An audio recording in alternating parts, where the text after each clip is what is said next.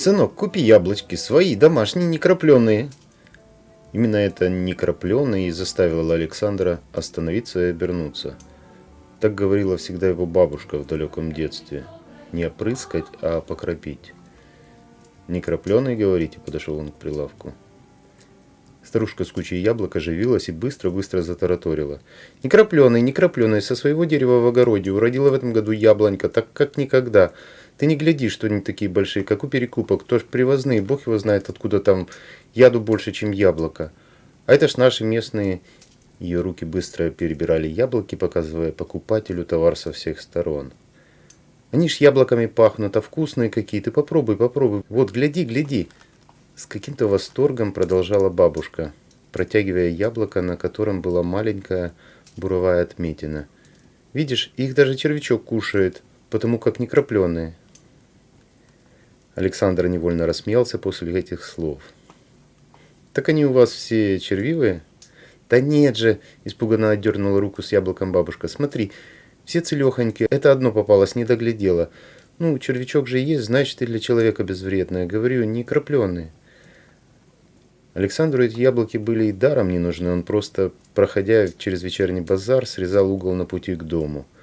Но что-то в облике этой бабки, в ее манере говорить, в открытом, бесхитростном взгляде, в ее способе убеждения червячком в правдивости своих слов, напоминало его родную бабушку. Какое-то давно забытое чувство теплой волной разлилось в груди. И Сашке захотелось сделать что-то хорошее для этой старушки, торговавшей на базаре. Поэтому, не торгуясь, он купил 2 килограмма этих яблок, сам не зная зачем.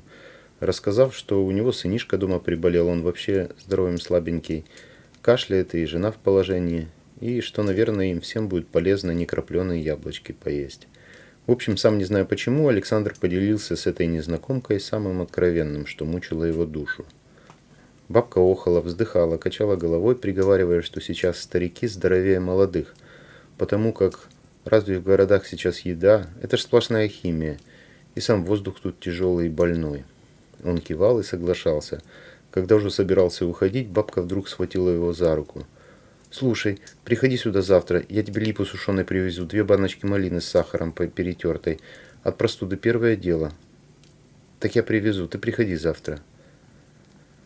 Александр шел с яблоками домой и улыбался.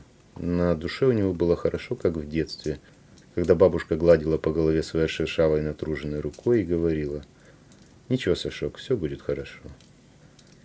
Родителей своих Сашка не знал. Бабушка говорила, что отца его и сама не знает, а мать непутевой была. Как привезла однажды из города водяльца завернутого, так и укатила обратно. Обещала забрать, как жизнь свою наладит, да так и сгинула. Бабушку Сашка любил. Когда оно, бывало, зимними вечерами тяжело вздыхала, вспоминая дочь свою пропащую, прижимая голову внука к груди, целовала макушку, он говорил: «Не плачь, ба, я когда вырасту, никогда тебя не брошу, всегда буду с тобой жить. Ты мне веришь?» «Верю, Сашок, верю», — улыбалась бабушка сквозь слезы. А когда Сашке исполнилось 12 лет, бабушки не стало. Так он очутился в школе-интернате. Бабушкин дом продали какие-то родственники. Это когда они вдвоем с бабушкой жили, то Сашка думал, что они одни на белом свете. А когда речь о наследстве зашла, претендентов оказалось немало. Кто жил в детдоме, тому не надо рассказывать все прелести перебивания в подобных учреждениях. А кто не жил, тот до конца все равно не поймет. Но Сашка не сломался и по кривой дорожке не пошел. Отслужил в армии, приобрел профессию. Вот только с девушками ему не везло. И хотя сам Сашка был высоким, спортивного сложения, симпатичным парнем, все его подруги, узнав, что он сирота, быстро исчезали с его горизонта. Поэтому 5 лет назад, когда он случайно столкнулся в супермаркете со Светкой, они воспитывались в одном детдоме, то обрадовался как самому родному и близкому человеку. Света тоже была очень рада встрече. А через полгода они поженились, родился сын, и вот сейчас дочку ждут. И, в общем-то, жизнь наладилась. «Свет, я тут тебе яблок с Дениской купил на базаре, домашние, некрапленые», – протянул пакет жене. Света, выросшая с рождения в детском доме, пропустила все эти эпитеты мимо ушей. Она помыла яблоки, положила в большую тарелку и поставила на стол. А спустя полчаса в комнате уже витал яблочный аромат. «Слушай, какие классные яблоки, а как они пахнут!» — говорила Света, уплетая их за обе щеки вместе с сыном. «Так домашние ж, не крапленые». Этой ночью Александру снилась бабушка. Она гладила его по голове, улыбалась и что-то говорила. Сашка не мог разобрать слов. Да это было и не важно, он и так знал, что бабушка говорила что-то хорошее, доброе, ласковое, отчего веяло покоем и счастьем, забытым счастьем детства. И звук будильника безжалостно оборвал сон. Весь день на работе Александр ходил сам не свой. Что-то беспокоило, как какая-то непонятная тоска грызла душу. К горлу периодически поднимался ком. Возвращаясь с работы, он поймал себя на мысли о том, что очень хочет увидеть ту бабку с яблоками на базаре. Евдокия Степановна, так звали ту бабушку, торговавшую яблоками, слонялась по двору, тяжело вздыхала, раз за разом вытирая набегавшие на глаза слезы. Давным-давно ее старший сын погиб при исполнении служебных обязанностей. Он пожарником был. Даже жениться не успел. А младшая дочь, красавица и умница, когда училась в институте в столице, вышла замуж за африканца и укатила в жаркий климат, где растут бананы и ананасы. Муж ее покойный долго бушевал и плевался по этому поводу, а она что? Она только плакала, предчувствуя, что не увидит свою дочку больше никогда. Так и вышло. Пока еще жив был муж, держалась и она. Ну что ж делать, раз жизнь так сложилась. А как 2 года назад мужа не стало, померк свет в душе Евдокии Степановны. Жила больше по привычке, прося Бога, чтоб забрал ее побыстрее в царство покоя. А этот молодой человек, что купил вчера яблоки, как-то растравил ей душу. Ведь чужой совсем. А как хорошо с ней поговорил, не отмахнулся, что-то было в его глазах, какая-то затаенная тоска, боль. Она как будто сразу это почувствовала. Ее материнский инстинкт прорвался в словах: «Приходи завтра сюда же, я тебе липу сушеной привезу, да баночка малины с сахаром протертой.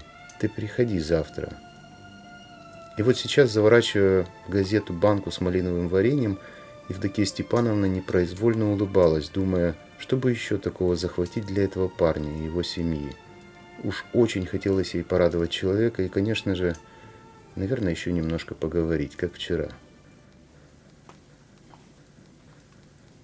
Вчерашнее место за прилавком было занято, и Евдокия Степановна пристроилась неподалеку, в соседнем ряду. Выложив кучкой яблоки, она все внимание сосредоточила на проходящих людях, чтоб не пропустить. А народ массово возвращался с работы. К этому времени Евдокия Степановна окончательно разнервничалась. Вот ведь дура старая, накосячила сама себе, напридумывала, и на кой ему слушать и верить чужой бабке какой-то. Досадливо думала она, а глаза все высматривали и высматривали силуэт в толпе. Александр вчера не придал особого значения словам бабки о липе и малиновом варенье. Эти базарные бабушки чего хочешь наговорят, лишь бы свой товар продать, думал он. А вдруг и правда придет? Не похожа она на опытную бойкую торговку. Червячка даже показывала. Вот же придумала. Заулыбался, вспоминая бабкино лицо. С каким жаром она о червячке говорила. Эх, какая разница. Все равно ведь через базар иду. Гляну, вдруг стоит. Саша свернул в ту часть базара, где вчера стояла бабка с яблоками. Пошел вдоль прилавка. Не видно бабку. Тьфу, дурак. Развели как малого пацаненка. Хорошо, что вчера с дуру Светке не похвастала обещанной малиной. Настроение мгновенно испортилось. Не глядя по сторонам, Сашка ускорил шаг. «Эй, милок, постой, постой, я тут!» Раздался громкий крик, и Александр увидел спешащую к нему вчерашнюю бабку. Она радостно схватила его за локоть и потянула за собой, и все тараторила. «Место занято было, а тут я пристроилась, боялась, пропущу, думала, не придешь или придешь. Я ж все привезла, я думаю, вдруг не поверил бабке». А бабка все тарахтела и тарахтела, но Александр уж даже не прислушивался к словам, он на какой-то миг душой перенесся в детство. Эта манера разговора, отдельные слова, выражения, движения, взгляд, в котором затаилось желание обрадовать человека своими действиями, все это так напоминало его родную бабушку. Он спросил, сколько должен я? Евдокия Степановна замахала руками, сказала, что это она со своих кустов для себя варила, и принимать это надо как угощение. А еще говорила, что малина у нее не сортовая, а еще та, старая, не такая крупная и красивая на вид, но настоящая, душистая и очень полезная. И Сашка вспомнил бабушкину малину, ее запах и даже вкус. А еще почему-то вспомнилась картошка. Желтая внутри, она так аппетитно смотрелась в тарелке, а вкусная какая. После смерти бабушки он никогда больше не ел такой картошки. «А картошка желтая внутри у вас есть?» – перебил он старушку. «Есть и желтая, и белая, и та, что разваривается хорошо, и тверденькая для супа». «Мне желтая нравится, ее бабушка в детстве всегда варила», – мечтательно произнес Александр. «Милок, завтра суббота, выходной, а ты приезжай ко мне в деревню, сам посмотришь, какая у меня картошка. Мне еще много что есть. Старая я уже, тяжело мне сумки таскать, а ты молодой. Тут и ехать-то недалече, всего 40 минут на электричке. Приезжай, я не обижу». И Сашка поехал. Не за картошкой, а за утраченным теплом из детства. Прошло 2 года. «Наташ, печенье точно свежее?» – озабоченно вопрошала уже второй раз Евдокия Степановна. «Даже говорю вам, вчера привезли. Ну что вы, ей-богу, как дитё малое», – отвечала продавщица. «Дети ко мне завтра приезжают с внучатами, поэтому и спрашиваю, дай-ка мне одну попробую». «Гляди, совсем Степановна из ума выжила», – шушукались в очереди. «Нашла каких-то голодранцев, в дом пускает. Прошлое лето Светка с детьми все лето на шее сидела. Видимо, понравилось, опять едут». «Ой, не говори, чужие люди оберут до нитки, а то и по башке стукнут. Дом-то хороший, Василий покойный хозяином был». Говорила ей сколько раз, и все отмахивается. «Не тех кормишь ты, Степановна». Евдокия Степановна не спеша шла домой и улыбалась. Что и эти разговоры? Так, сплетни всякие. Родные, не родные. Какая разница? Где они, эти родные? За сколько лет и не вспомнили о ней. А вот Саша со Светой помогают. Да и не в помощи тут дело. «Саш, а что нам до завтра ждать? Я уже все вещи сложила и гостинцы упаковала. На последнюю электричку как раз успеваем. Поехали, а?» – агитировала Светлана мужа, только что пришедшего с работы. «Пап, поехали к бабушке, поехали!» – подхватил Дениска. «Там курочки, пирожки, вареники с вишней, там хорошо». «Ба-ба, ба-ба!» – запрыгла 2-летняя Леночка. «Хочу к бабе!» Александр посмотрел на свое семейство, улыбнулся и махнул рукой. «Да поехали!» Они сидели в электричке, дети смотрели в окно, периодически оглашая вагон восторженными криками. «Смотри, смотри!» А Сашка со Светкой просто улыбались и ни о чем особо не думая. Ведь это так здорово, когда у тебя есть бабушка, которая всегда ждет. Бабушка, Соня, бабушка Нина, баба Полина. Бабушка, бабушка, я люблю тебя.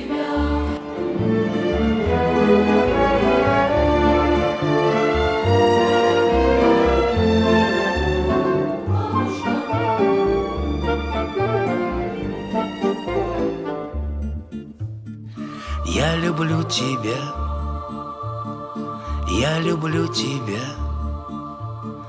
я люблю тебя, бабушка.